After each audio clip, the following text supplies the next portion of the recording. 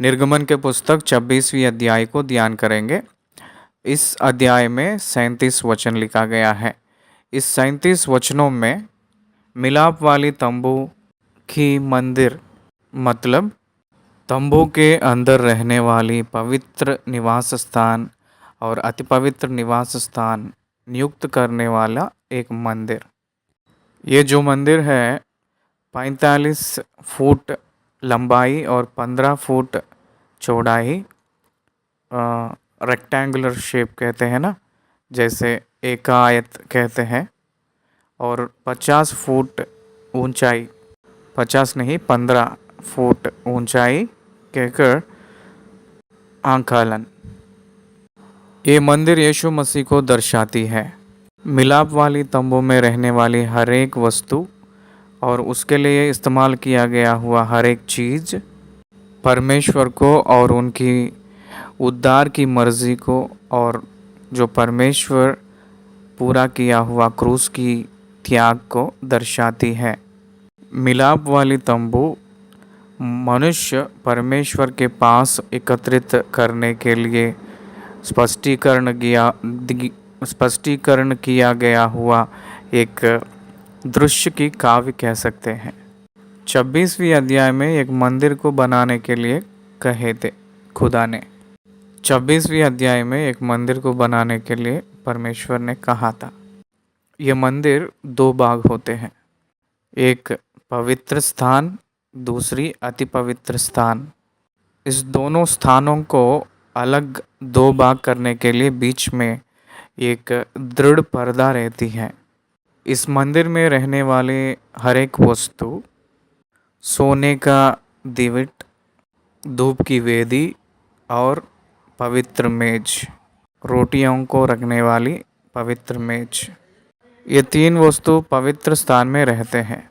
अति पवित्र स्थान में वाचा की संदूक, उसके ऊपर प्रायश्चित का ढकना, खरूबों को बनवाकर उसके बीच में प्रायश्चित का ढकना, परमेश्वर उसी करूबों के बीच में सिंहासन में विराजमान होते हैं। इस संदूक के अंदर हारून की छड़ी जो फूला है, मूसा को दिया गया है 10 आज्ञाओं के पटियाँ, जैसे पत्थरों से बनाया गया था। मन्ना से भरा हुआ सोने का मर्तबान, मन्ना की कटोरा कह सकते हैं। ये तीन चीज़ें उस संदूक में रहती हैं। इसमें हर एक वस्तु यीशु मसीह को ही दिखाती है। उसके बाद चार प्रकार की रंगीन बना हुआ पर्दे, इस पर्दों से ऊपर की भाग को ढक के रखते हैं और इस ढेरों से या इस पर्दों से ही मंदिर का निर्माण का कार्यक्रम होती है। तंबू के अंदर की भाग जो है बहुत सुंदरता के रूप में रहती है। बाहर दिखने में सुंदरता नहीं रहती है, क्योंकि उसके ऊपर जो ढक के रखने वाले पर्दों में लेनिन क्लॉथ कहकर ये कपड़ा सबसे पहले उसको ढक के रखने से अंदर उसी लेनिन क्लॉथ से करूबों जैसे स्वर्गदूतों और रहस्य जैसा सीलते हैं, पर्दों को सीलते हैं। अंदर ब्यूटीफुल अपीयरेंस रहेगा, सुंदरताई के जैसा दिखेगा। बाहर की ओर से हम देखेंगे तो वो ब्यूटीफुल अपीयरेंस नहीं दिखती है। इतना ही नहीं, उस लिनन क्लॉथ के ऊपर बकरियों के बालों से बनाया गया हुआ एक पर्दा, उसके ऊपर भेड़ों की बालों से बनाया गया हुआ एक पर्दा, भेड़ों के चर्बी, बाल नहीं चर्बी से बनाया गया हुआ पर्दा, उसके बाद समुद्र के वस्त्र के चीज़ों से बनाया गया हुआ पर्दा, ऐसे पूरा ढक के रखते हैं ऊपर की भाग को। बाहर को वो दिखने में बहुत अजीब लगती है। इट अपीयर्स अगली। यशायाह नबी के पुस्तक 53 की अध्याय में यीशु मसीह ने ना रूप और ना सुंदरता नहीं हुए सो जैसा दिखते हैं कहकर लिखा गया है। ऐसे दिखने में बहुत अजीब टाइप का ऊपर दिखती रहती है। उसके बाद इसमें इस्तेमाल करने वाले तख्ते, बाबुल की लकड़ी का तख्ते बनाते हैं। वो यीशु मसीह का मानवता की दर्शाती है। उसको इस्तेमाल करने वाले अंखड़ों यानी अपने भाषा में बटन कहते हैं, ये सारे जो भी सोने से ही बनाते हैं। ये परमेश्वर यीशु मसीह का दैविक स्वभाव को दर्शाती है। ये जो पर्दे हैं, एक का और दूसरा का तीसरा ऐसे जोड़ते हैं, ये परमेश्वर यीशु मसीह की कलीसिया को दिखाती है, चिन्ह है। क्या तुम नहीं जानते कि तुम्हारी देह पवित्र आत्मा का मंदिर है, कहकर पौलुस ने जैसे कुरिन्थियों को बताया था, ऐसे ही कलीसिया के अंदर यीशु मसीह और परमेश्वर के पास आने के लिए विधि, अगर हम लोग ध्यान देंगे तो आउटर कोर्ट मेन एंट्रेंस रहती है, वो 30 हाथ का उतना चौड़ा रहता है। वहाँ से अंदर आए के बाद में मिलाप वाली तंबू की पवित्र का द्वार रहता है, वो सेकंड गेट है। उसके बाद अति पवित्र स्थान पे जाने वाली थर्ड गेट रहती है। होली ऑफ होली के लिए एक गेट रहती है। ये पहले वाली गेट है, वो एंट्रेंस गेट है। इट इंडिकेट्स जीसस क्राइस्ट, यीशु मसीह को दर्शाती है। मैं ही मार्ग हूँ कहकर कहे थे ना यीशु मसीह ने, उन्हीं को दर्शाती है। इसका मतलब उनकी बलि, मार्ग पहला बलि का तख्ता पहला हमको दिखती है। बलि का वेदी, उस द्वार से पहले अंदर पहुंचते ही बलि का वेदी दिखती है। तो उस बलि के वेदी के पास यीशु मसीह के बलि लहू का शुद्ध, पीतल की हौदी के पानी से हम लोग धो लेंगे तो वो लहू का शुद्ध होता है। उसके बाद एंट्रेंस गेट, उनके पास क्षमा कीजिए, उनके पास जाने वाले आत्म से और सत्य से, आत्माई से, सच्चाई से उनकी आराधना उपासना करना है कहकर जाते हैं। इसलिए वो gate leads to the truth, सत्य के मार्ग में चलाना। पवित्र मार्ग पर चलने का मतलब यह है कि सत्य के मार्ग पर चलने का अर्थ आती है। उसके अंदर रहने वाली दीप का वृक्ष, सोने का दिवट, वो यीशु मसीह को दर्शाती है। वो एक रोशनी, मैं जगत की ज्योति हूँ कहकर परमेश्वर यीशु मसीह ने कहे थे, उसका चिन्ह। इसलिए ध्यान दीजिए, ये मिलाप वाली तंबू के अंदर रहने वाले हर एक वस्तु पवित्र मेज, उसके ऊपर रखा गया हुआ रोटियां यीशु मसीह ही जीवन का रोटी कहकर बताते हैं। वैसे ही सुगंध द्रव्य जैसे धूप डालने के लिए जो इस्तेमाल करने वाले हर एक पदार्थ यीशु मसीह का खुशबू परमेश्वर की स्वभाव को दर्शाती है, उनकी दैविक स्वभाव को चिन्ह के रूप में है। वो नर रूप में रहकर पवित्र से जिए हुए व्यक्ति के समान है, एक दैविक स्वभाव में है कहकर भी एक चिन्ह के रूप में है। परमेश्वर का इच्छा के जिंदगी जिए हैं कहकर दिखने वाली एक चिन्ह है। ऐसे रूप में ये मंदिर जो है यीशु मसीह को दर्शाती है, खासकर यीशु मसीह को दर्शाती है कहकर हम समझना चाहिए। ये मंदिर बहुत अच्छे रूप में इसको नियुक्त किया जा रहा है। ऐसे ही इस मंदिर के बीच वाली पर्दा फट गई थी। इब्रानियों के पत्री में यीशु मसीह प्रभु के शरीर के रूप में जैसे वो फटी है, आविष्कार हुआ हो एक नया रास्ता, जीवन की मार्ग। जैसे क्रूस में यीशु मसीह का शरीर पूरा फट गई थी, वैसे ही ये जो मंदिर के बीच में पवित्र स्थान अति पवित्र स्थान के बीच में रहने वाली पर्दा फट कर हम सभी लोगों को नया जीवन मार्ग के समान सब लोग अंदर जाने के लिए, प्रवेश करने के लिए योगदान किया हुआ मार्ग है कहकर पौलुस कहते हैं। इसलिए पवित्र स्थान और अति पवित्र स्थान को ढांपने के लिए रखा गया हुआ ये वाली पर्दा यीशु मसीह क्रूस पे बलिदान किए हुए सो जब एक पेपर जैसे कट हो जाती है, फट जाती है, वैसे ये भी ये जो पर्दा कट गई थी। इसलिए ये मंदिर परमेश्वर का एक शरीर, body of Christ, physical body of Christ को ये जो बीच में आड़ा हुआ ये पर्दा दिखती है, दर्शा रही है। अंदर करूबों का एक पिक्चराइजेशन है, वो परमेश्वर के सम्मुख रहने वाले दूतों को दर्शाती है।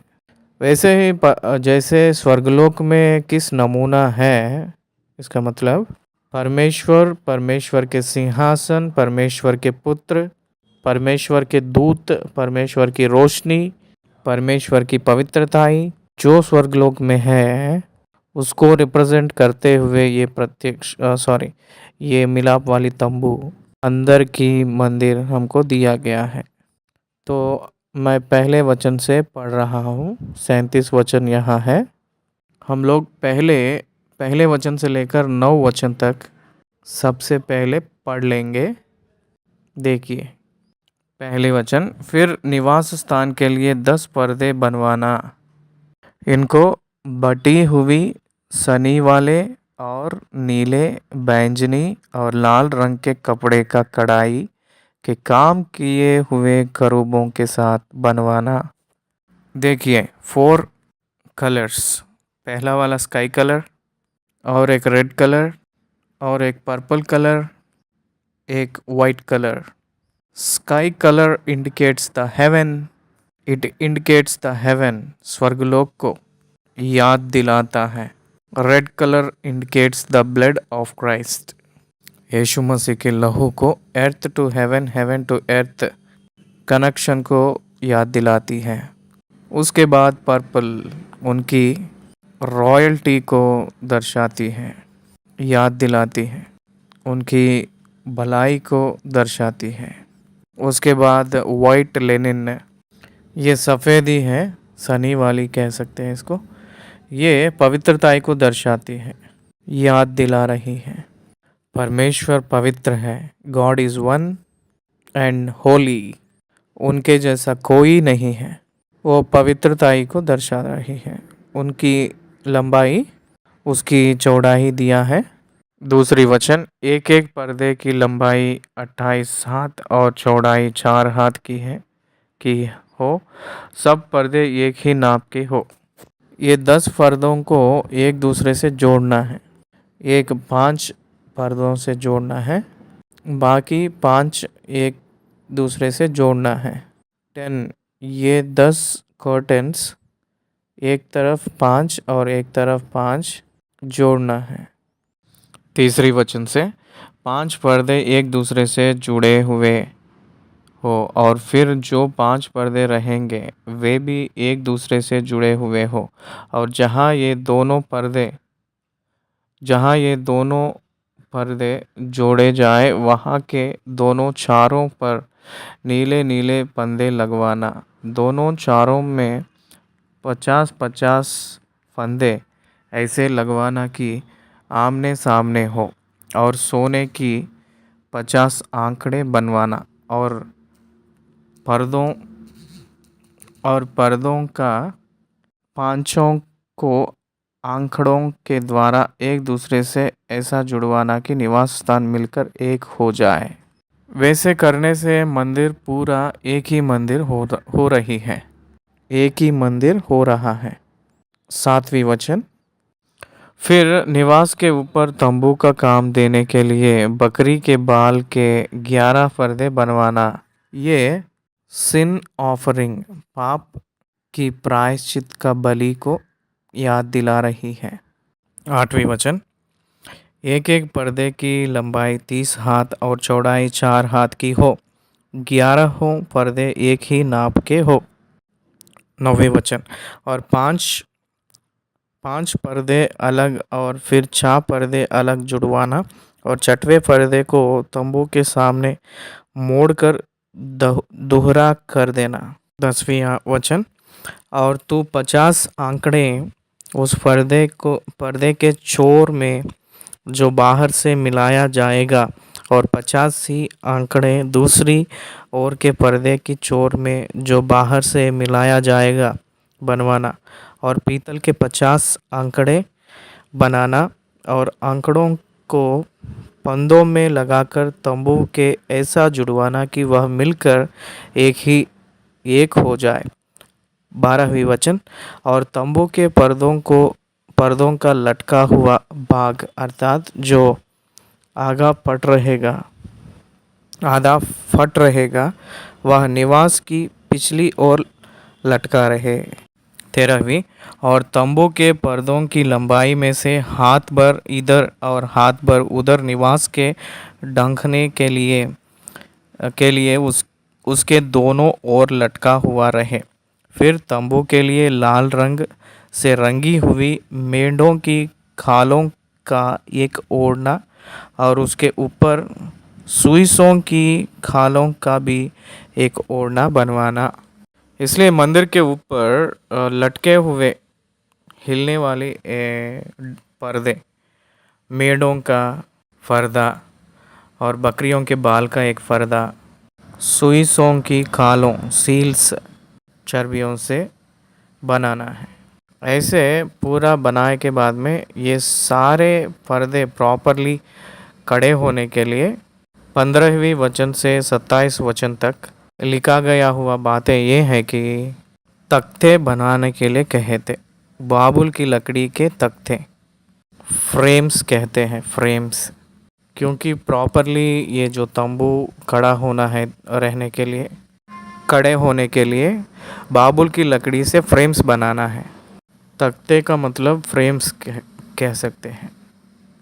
वो तख्ते 20 तख्ते लिखा गया है बनवाने के लिए कहे थे। 10 हाथ लंबाई, 1.5 हाथ चौड़ाई एक एक फ्रेम रहना चाहिए तख्ता।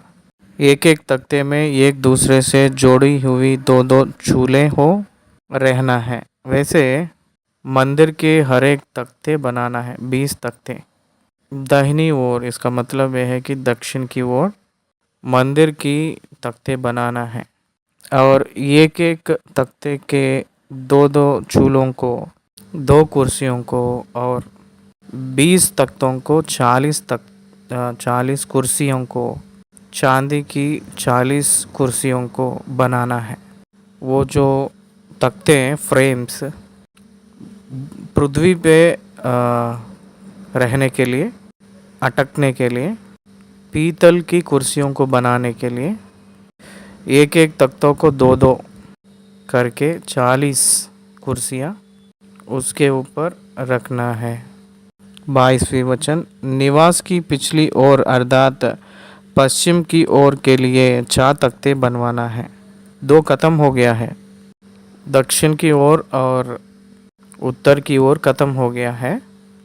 पूरब और पश्चिम की ओर आते ही एक एक को 6 तख्ते, पश्चिम की ओर 6 तख्ते, वही पूरब की ओर भी वही प्रोपोर्शनेट में दिखती है। पिछले भाग में निवास के कोनों के लिए 2 तख्ते बनवाना है और ये नीचे से दो दो भाग के हो और दोनों भाग ऊपर के सिरे तक एक एक कड़े में मिलाए जाए। दोनों तख्ते का यही रूप हो। ये दोनों कोनों के लिए हो और 8 तख्ते हो और उनकी चांदी की 16 कुर्सियां हो। 6 तख्तों के पीछे एक एक तख्तों को 2 पीतल की कुर्सियों के हिसाब से 16 चांदी की कुर्सियां रहते हैं। पीतल नहीं, चांदी। एक एक फ्रेम के नीचे, एक एक तख्ते के नीचे 2-2 करके चांदी की कुर्सियां रखते हैं। 26वीं वचन, बाबुल की लकड़ी से बेड़े बनवाना है। ये बेड़ों को, ये जो फ्रेम्स को खड़ा करने के लिए, तख्तों को खड़ा करने के लिए उस सिरों में घुसा के रखते हैं। उसके वजह से तंबू स्ट्राइटली खड़ा होता है। 27वीं वचन, और निवास के दूसरी ओर के तख्तों के लिए 5 बेड़े और निवास का जो भाग पश्चिम की ओर पिछले भाग में होगा उसके लिए 5 बेड़े बनवाना। बीच वाली बेड़ा जो तख्ते के मध्य में होगा वह तंबू के एक सिरे से दूसरे सिरे तक पहुँचे। फिर तख्ते को सोने से मढ़वाना और उनके खड़े जो बेड़ों के घरों का काम देंगे उन्हें भी सोने के बनवाना और बेड़ों को भी सोने से मढ़वाना और निवास को इसी रीति खड़ा करना जैसा इस पर्वत पर तुझे दिखाया गया है। आप लोग एक बात को याद करना है, पहचानना है। मूसा को ये मंदिर पहले से ही दिखाया गया है। उसके बाद में ही कंस्ट्रक्शन शुरू हुई थी, निर्माण का कार्य शुरू हुआ। नमूना पहले दिखाया गया है। परमेश्वर के कार्य जो भी है, याद रखिएगा, पहले ही संपूर्ण पूरा होता है। वो मानव के जीवन में शुरू करके उसको पूरा करना होती रहती है। ये सारी सृष्टि भी ऐसा ही है। मनुष्य की उद्धार के बारे में भी ऐसे ही है। परमेश्वर सबसे पहले ही ये पूरा संपूर्ण रीति से ख़त्म किया है, पूरा किया है। उसके बाद मनुष्य ने उसको मैनिफेस्ट करने के लिए फिर से उसको मनुष्यों के लिए प्रारंभ किए हैं। ये बहुत प्रामुख्य रूप में बताया गया हुआ सत्य है, बाइबल में हम पहचानना है। जैसे इस पर्वत पर तुझे दिखाया गया है वैसे खड़ा करना है, इसी रीति से। 31 वचन से लेकर 37 वचन तक पढ़ लेंगे। 31 वचन, फिर नीले, बैंगनी और लाल रंग की और बटी हुई सूक्ष्म सनी वाली कपड़े का एक बीच वाला पर्दा बनवाना। वह कढ़ाई के काम किए हुए खरूबों के साथ बने और उसको सोने से मढ़े हुए बबूल के 4 खंभों पर लटकाना। इनकी आंकड़ियाँ सोने की हो और ये चांदी की 4 कुर्सियाँ पर खड़ी रहे। ये बीच वाली पर्दा है, पवित्र और अति पवित्र स्थान। इसका मतलब संदूक, वाचा की संदूक रहने वाले स्थान अलग करते हुए ये आड़ा रहने वाली पर्दा को डालने के लिए 4 खंभे रखना है। ये 4 खंभों को सोने की, ये 4 खंभे हम लोगों को सोने से मढ़वाए गए हुए खंभों के जैसा दिखती हैं। बाबुल की लकड़ी से बनाए गए तो भी सोने से मढ़वाया गया जैसे दिखते हैं। ये 4 खंभे 4 प्रकार की सुसमाचार को दर्शाती हैं। अति पवित्र स्थान में जाने के लिए आड़ा हुआ एक पर्दा जो 4 खंभे के साथ 4 सुसमाचार को याद दिलाती है। 33 वचन, और बीच वाले पर्दे को आंकड़ियों के नीचे लटकाकर उसको आड़ा में साक्षी पत्र का संदूक भीतर ले जाना। इस प्रकार वह बीच वाली पर्दा तुम्हारे लिए पवित्र स्थान को परम पवित्र स्थान से अलग किए रहे। अति पवित्र स्थान में साल में एक बार महायाजक जातीय प्रायश्चित का दिन में उसी दिन ही जाना है। 7वें महीने 10वीं तारीख अकेले जाएगा। वो प्रजा के पाप के लिए और अपने खुद की पाप के लिए निर्दोष की जानवर की लहू को लेके साथ में जाता है। हर एक साल पाप याद आती है। इब्रानियों के पुस्तक 10वीं अध्याय में ये बातें लिखा गया है। हर साल साल भर साल पाप याद दिला रहा है, याद आ रही है, पाप याद आ रही है। यीशु मसीह है तो शाश्वत निरंतर बलि के जरिया पाप कभी भी याद ना आते जैसे किए थे। लेकिन मनुष्यों का प्रधान याजक ठीक नहीं है, लायक नहीं है, इसलिए पहला वाला कोई दोष नहीं है तो दूसरा वाला आने का ज़रूरत नहीं है कहकर पौलुस ने कहे थे। पहले वाला दोष है, पहला वाला दोष मानव की संतान से निकल कर आया गया है, मनुष्यों की बीज से निकला गया है, आदम की संतान से निकला गया है, लेवियों का हारून के अंदर से निकला गया हुआ प्रधान याजक। इसलिए उनके अंदर पाप की स्वभाव है, इसलिए वो अपने लिए और प्रजा लोगों के लिए शुद्ध कर लेना चाहिए। लेकिन अपना प्रधान याजक ने पाप नहीं जानता है, यीशु मसीह ने, इसलिए वो अपने लिए पाप का प्रायश्चित करने का ज़रूरत नहीं है। वो अपने खुद की लहू से प्रजा के पापों को, अपने लहू को स्वर्गलोक के परमेश्वर के सम्मुख वो उंडेला गया है। उस लहू को परमेश्वर ने अंगीकार किया है, इसलिए दुनिया के मनुष्य के पापों को क्षमा किया गया है। That is the good news. वो ही सुसमाचार है। सुसमाचार का मतलब यह है कि कोई भी मनुष्य अपने पाप से नरक जाने की आवश्यकता नहीं है।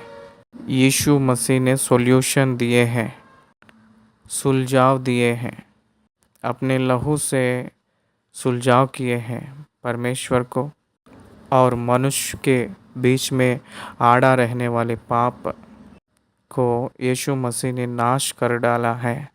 अब यीशु मसीह को स्वीकार नहीं करने के वजह से नरक में जाएंगे मनुष्यों ने। जो कौन यीशु मसीह को स्वीकार करते हैं उन लोग पापों के बारे में सोचने की, याद करने की ज़रूरत नहीं है। उन लोगों को कोई भी सज़ा, कोई भी शिक्षा नहीं रहेगा। वो लोग निरंतर राज्य, नित्य राज्य में प्रवेश करेंगे, यानी स्वर्गलोक में प्रवेश करेंगे। Their salvation is guaranteed. उनकी उद्धार प्राप्त हुई थी, निरंतर उद्धार कभी भी नहीं हटती है। इसलिए परमेश्वर के वचन हम लोग को याद दिलाती है। यह अति पवित्र स्थान को और पवित्र स्थान को अलग करते हुए एक पर्दा रखा गया है। अति पवित्र स्थान में वाचा वाली संदूक के ऊपर प्रायश्चित का ढकना रखना है, आड़ा वाली पर्दे के बाहर। इसका मतलब पवित्र स्थान में पवित्र मेज और उसको सोने से मढ़े हुए बबूल के 4 खंभों पर लटकाना। इनकी अंकड़ियों सोने की हो और ये चांदी की 4 कुर्सियों पर कड़ी रहे और बीच वाले पर्दे को अंकड़ियों के नीचे लटकाकर उसकी आड़ में साक्षी पत्र का संदूक भीतर ले जाना। इस प्रकार वह बीच वाला पर्दा तुम्हारे लिए पवित्र स्थान को परम पवित्र स्थान से अलग किए रहे। फिर परम पवित्र स्थान में साक्षी पत्र के संदूक के ऊपर प्रायश्चित के ढकने को रखना और उस पर्दे के बाहर निवास के उत्तर की ओर मेज रखना और उसके दक्षिण की ओर मेज के सामने दीवट को रखना। फिर तंबू के द्वार के लिए नीले, बैंगनी और लाल रंग की और बटी हुई सूक्ष्म सनी वाले कपड़े का कढ़ाई का काम किया हुआ एक पर्दा बनवाना। 37 और इस पर्दे के लिए बाबुल के 5 खंभे बनवाना और उनको सोने से मढ़वाना। उनकी खंडियाँ सोने की हो और उनके लिए पीतल की 5 कुर्सियाँ डलवा कर बनवाना। ये एक प्रधान द्वार कहते हैं। तंबू का पहला द्वार, वो पवित्र स्थान के अंदर प्रवेश करने के लिए द्वार। अति पवित्र स्थान, परम पवित्र स्थान के अंदर पहुंचने वाला द्वार 4 खंभे के ऊपर बनाते हैं। पवित्र स्थान में चलने वाली, पवित्र स्थान में जाने वाली द्वार 5 खंभों के ऊपर बनाते हैं। इस रीति से प्रत्येक व्यवस्था यीशु मसीह को और उद्धार की मर्जी को, योजना को याद करते हुए दिया गया है। ट्रांसलेटर्स को मैं निवेदन कर रहा हूँ, इस सारे अध्यायों को बाइबल एज इट इज़ आपकी भाषा में पढ़कर अनुवाद करिएगा। डोंट डिविएट एनीथिंग, कहीं भी बगल में मत जाइए। अनुवाद करने वाले भारत देश की 65 भाषाओं में बदलने वाले हर एक व्यक्ति बाइबल नज़दीक में रखकर अध्याय को स्पष्ट रूप में पढ़ने के लिए हम निवेदन कर रहे हैं। धन्यवाद। 26वीं अध्याय पूरा हुआ है।